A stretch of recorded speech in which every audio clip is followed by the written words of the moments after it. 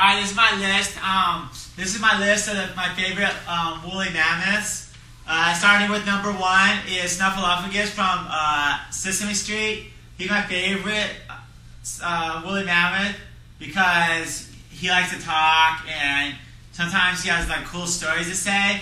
So, cause one time like on Sesame Street, he was talking to the yellow guy with lots of feathers, and he had this story about how like when he had to go to bed early and he couldn't because he had to watch TV. I guess it was like they were watching The Real World, and there was like the season finale of The Real World. I think it was the 3rd one, or whichever one was in Seattle, because I guess the Seattle one there was a lot of rain. I guess there was rain in there, or it was like sprinkling a lot, and I don't think it turned into rain all the way, because I think it was just like just the sprinkles are coming down.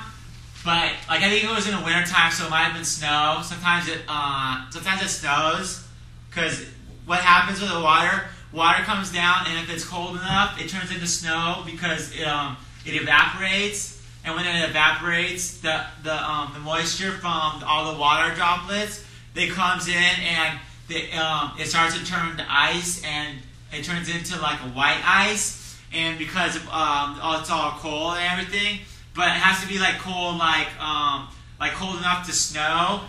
Then that's when it could go, and it'll be like sometimes the snow comes down like little snowflakes, which is like a square or like a circle, but it has like lots of lines on it, because when it turns into frozen, it doesn't like freeze like regular, because it turns into like it pops little holes in it to make like a little design. And I guess like if you gotta grab like a bunch of snowflakes and put it together, like 10 out of 20 or 9 out of 18 or like 7 out of 14 or like 11 out of 22 or to get 3 out of 6, they would all be the same, because I guess like half of all snowflakes are the same design, because I guess water looks all the same, and so when it all freezes at the same time, that's why a lot of the snowflakes all look all the same. But some are like warmer water droplets, because they come from like not all the air is the same temperature, and so they go, and so when it falls down, like some of them are in like 0.1 degree temperature, and like others in like 0.2 degree temperature, and so they'll come down. But when they come down like at different times, or like in different areas. Like one's over there on like 24th Street, or the other one's like on Jefferson Street, and so there'd be different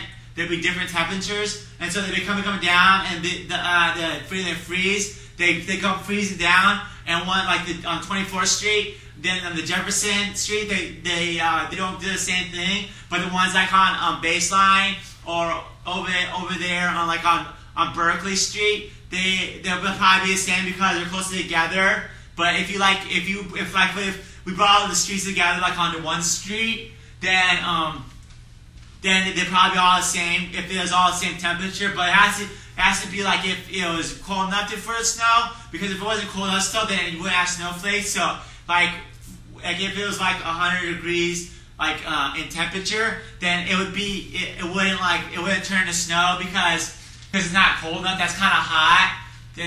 But they don't have like hot flakes. But I bet you if you're on the sun would be like really hot. I bet you when it comes down and be like little hot flakes. But I don't think anybody can figure it out, because no one's like ever been on the sun, because it's so hot. It's like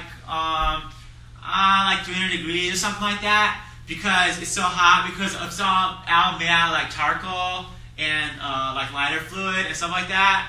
Because I guess when the airplane or the space shuttle was going around, they could smell it like charcoal and like lighter fluid burning.